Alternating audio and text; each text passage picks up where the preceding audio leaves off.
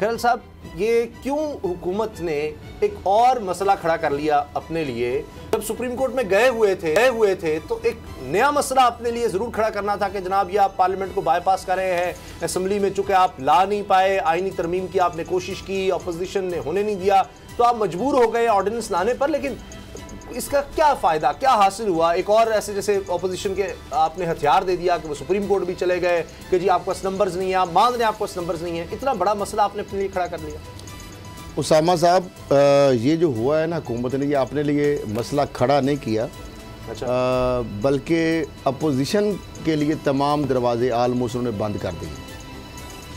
हुकूमत ने बड़ा स्मार्टली मूव किया और मैंने 2-3 दिन पहले प्रोग्राम में किया और आपको भी शायद डोगर साहब ने भी उस पर किया, अगर प्रोड्यूसर साहब भी अगर क्लिप भी निकाल रहे हैं हम दिखा भी देंगे। मैंने कहा हुकूमत तमाम वो आईनी काम है वो करेगी और उसके लिए सदारती आर्डिनेंस भी जारी करना पड़ेगा तो वो भी करेगी। जिस पे जारी बात है आम बंदा एकदम सोचता है, हम भी आइन के वाले से या आप भी डोगर साहब, तो फौरी तौर पर जेहन में आता है कि ये कैसे हो सकता है कि आईनी तरमीम तो आर्डिनेंस के ज़रिए नहीं हो सकती। बिल्कुल ये बात मैं कहता हूँ। मामला हुकूमत ने 3 तरीक़ों से काम किया है। हुकूमत ने जानबूझकर दानिस्ता अटार्नी जनरल ये बात की और उसके बाद वज़ीर आज़म साहब को एडवाइस की, उन्होंने फिर वज़ारत कानून इंसाफ ने भी, और वज़ीर आज़म जो है उसकी आगे फिर एडवाइस पे प्रेसिडेंट जो पाकिस्तान ने सुप्रीम कोर्ट से ओपिनियन के लिए ये रजू किया। एक तो ये मामला हो गया डेलिबरेटली, उनको पता था कि ये आईनी मामला जो है सुप्रीम कोर्ट उसमें नहीं कर सकती, तशरीह का मामला नहीं है। अच्छा। उसके बावजूद उन्होंने कोर्ट में, सुप्रीम कोर्ट के में बाल ये अब आ गया सदारती आर्डिनेंस की 2 चीज़ें की गई सुप्रीम कोर्ट से। एक तो ये कहा गया कि अगर तो मामला है आईनी तरमीम, क्योंकि इसमें 2 चीज़ें हैं। एक है एक्ट ऑफ पार्लियामेंट, अगर एक्ट ऑफ पार्लियामेंट जो है उसके अंदर अमेंडमेंट की बात आती है तो वो एक आ जाती है आईनी तरीके से हट के चीज़ है, एक डिफरेंट चीज़ है। अगर उस तरीके से होगा तो उसमें आर्डिनेंस जो है उसके ज़रिए वो चीज़ की जा सकती है उसके लिए। हाँ, अब सुप्रीम कोर्ट का क्या काम है? सुप्रीम कोर्ट मफाद आमा को देखती है।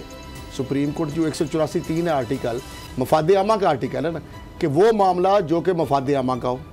अब हुकूमत पाकिस्तान ने जो काम किया है, ओपिनियन के लिए भेजा है, वो इसलिए कि मफाद आमा के तहत चूंकि हार्स ट्रेडिंग का रास्ता रोकने के लिए हुकूमत इस वक्त, सुन ले, हुकूमत के पास अक्सरियत नहीं है। बयान चल रहा है अभी कह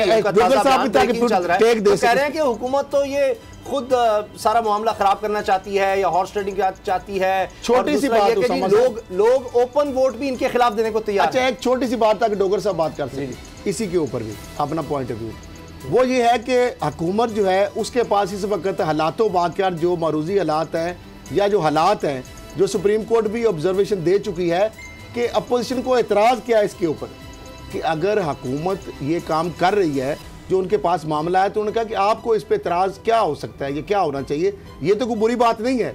इखलाकी तौर पर, कानूनी तौर पर, आइनी तौर पर ठीक है।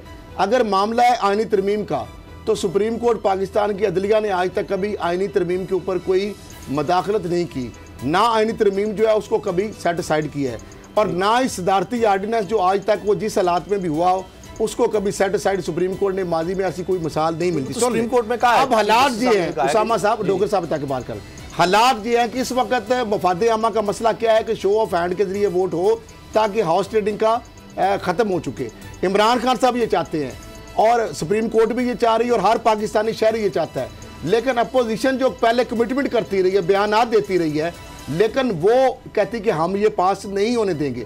तो अब मफाद आमा का मसला जो है वो हुकूमत की जो बात है वो मफाद आमा की बात है, सुप्रीम कोर्ट वो चले गए।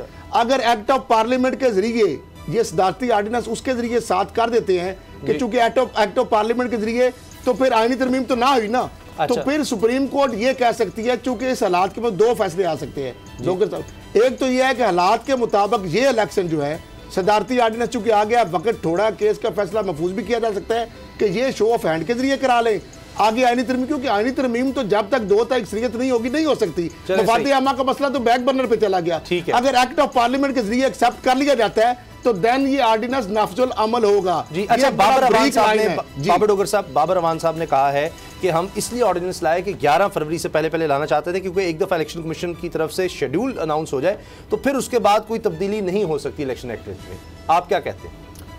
उसामा साहब, मुझे समझ नहीं आ रही कि गवर्नमेंट इतनी डेस्परेट क्यों हुई है। खयाल साहब ने कहा कि जी गवर्नमेंट ट्रांसपेरेंसी चाह रही है, तो फिर ये गवर्नमेंट जब सेनेट के इलेक्शन हो रहे थे, चेयरमैन सेनेट के खिलाफ अदम इत्मीनान आई थी, उस वक्त ट्रांसपेरेंसी ले आती, उस वक्त भी मेरिट पे कर लेती कि ठीक है जी अगर आप ले ही आए हैं, अदम इत्मीनान लाना चाह रहे हैं तो फिर शो ऑफ हैंड के जरिए से कर लें। उस वक्त भी तो कैसे हो नहीं, उस वक्त खान साहब चले मुझे बताएं,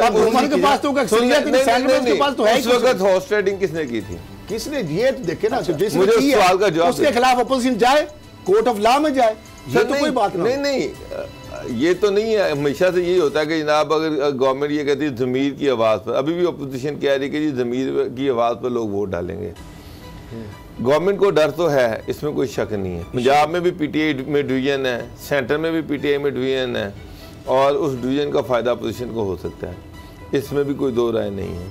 गवर्नमेंट उस डिवीजन से बचना चाह रही है। जो रिजर्वमेंट है MPs में, MNAs में बहुत सारे ऐसे लोग हैं जो मिनिस्टर बनना चाहते थे, बहुत सारे एडवाइज़र्स की फ़ौज दफर मौज रखी हुई है, और वो ये समझते हैं कि ये जनाब ये इलेक्टेड लोगों का हक था जो उनको नहीं दिया जा रहा। पंजाब में PTI के 3 ग्रुप बने हुए हैं। एक ग्रुप जो है वो नज़रियाती ग्रुप है, जो ये समझता है कि ये जितने लोग, इमरान खान साहब ने जो लोगों को शॉर्ट लिस्ट किया है सेनेट के टिकट के लिए, वो सारे ऐसे लोग हैं जिनका PTI से कोई ताल्लुक़ नहीं, कोई लेना देना ही नहीं है, ये सारा पैरा ट्रूपर है और पैरा शूटर है, हम इनको वोट क्यों दें। दूसरा ग्रुप वो है जो उस्मान बुज़दार के ख़िलाफ़ है, और वो ये चाहता है कि अगर सेनेट का इलेक्शन में पंजाब में हारती है PTI तो सारी जिम्मेदारी उस्मान बुज़दार पे आएगी, और उस्मान बुज़दार जो है उनके लिए काबिल कबूल नहीं है। तीसरे लोग वो हैं जो उस्मान बुज़दार के लॉयल हैं। इस चीज़ का इमरान खान साहब को भी पता है, और सारी PTI को पता है कि PTI के अंदर जो डिवीज़न है उसका हर एक को पता है। ठीक, अब गवर्नमेंट जो है वो सारे महाजों पे वो खड़ी हो गई है।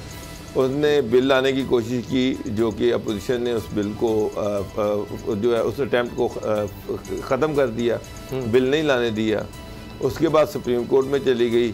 सुप्रीम कोर्ट से लग रहा है कि रिलीफ नहीं मिलेगा, क्योंकि सुप्रीम कोर्ट जो है वो आइन और कानून के ख़िलाफ़ नहीं जा सकती। अल्टीमेटली तशरीह तो करती, ख़िलाफ़ नहीं जा सकती। कानून जो है उसकी लेजिस्लेटिव असम्बली ने करनी है। सुप्रीम कोर्ट जो है असम्बली के गवर्नमेंट के कहने पे तो वो कोई ऐसी चीज़ नहीं कर सकती। तीसरी चीज़ जो है वो यही थी कि प्रेसिडेंशियल ऑर्डिनेंस ले आया जाए, और जो कानून है, जो इलेक्शन कमीशन के रूल्स हैं, उसमें अमेंडमेंट कर दी जाए कि जनाब कि ये जो इलेक्शन है ये शो ऑफ हैंड के ज़रिए से होगा। क्योंकि आइन जो है उसमें वाज़े तौर पर प्राइम मिनिस्टर का इलेक्शन तो लिखा हुआ है, CM का और प्राइम मिनिस्टर का या मनी बिल का, लेकिन उसमें ये कहीं नहीं लिखा हुआ कि अच्छा अगर आम इलेक्शन होगा तो उसका तरीक़ाकार क्या होगा। तो उसमें चूँकि क्लैरिटी नहीं है, तो इलेक्शन रूल में अमेंडमेंट की जा सकती है, और इलेक्शन रूल में अमेंडमेंट के लिए सदारती ऑर्डिनेंस लेके आया गया। अच्छा, तो उस इशू ये है कि गवर्नमेंट इतनी डेस्परेट क्यों हुई है। गवर्नमेंट आपने तो खबर दी थी कि जरदारी साहब जो बड़े एक्टिव हुए हैं। डॉक्टर साहब, अपना उसामा साहब, बात बड़ी अहम है। आज सुप्रीम कोर्ट के अंदर जो हियरिंग हो रही है उसके अंदर बड़ी अहम चीज़ें सामने आई हैं। अब देखें ना, ये बात रिमार्क्स या जो बात सामने आई है कि सुप्रीम कोर्ट ने रिमार्क्स दिए कि सेनेट इलेक्शन से मुतल्लिक सदारती ऑर्डिनेंस अगर मशरूत ना होता तो उसको खत्म कर दो। तो बात समझ ने काल तो मशरूत क्यों किया, इसका मतलब है को मानी थी ना, तजर्बाकार टीम तो आ गई ना, अच्छा आगे आ गया।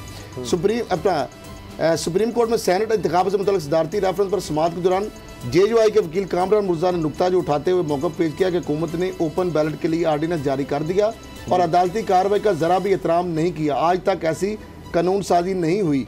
हुकूमत ने सुप्रीम कोर्ट के फैसले से पहले अपना फैसला कर लिया। चीफ जस्टिस गुलजार अहमद ने रिमार्क्स दिए कि ऑर्डिनेंस तो अदालती रास्ते से मशरूत है। हुकूमत ने ऑर्डिनेंस क्या सराहियों को सामने रखते हुए जारी किया। नहीं मालूम ऑर्डिनेंस कैसे जारी हुआ, लेकिन ऑर्डिनेंस तो जारी हो चुका। हुकूमत को ऑर्डिनेंस जारी करने से कोई नहीं रोक सकता। अदालती राय हुकूमती मौक़िफ़ से मुख्तलिफ होती तो रेफरेंस खत्म हो जाएगा। चीफ जस्टिस ने रिमार्क्स दिया कि ऑर्डिनेंस के हवाले से दी गई दरखास्त को भी केस के साथ मेरा सवाल ये है कि अगर ऑर्डिनेंस लेके आना ही था तो फिर सुप्रीम कोर्ट जाने की जरूरत नहीं, जाने की जरूरत थी, सीधा जाने की, यही तो आईनी रास्ता इख्तियार किया है।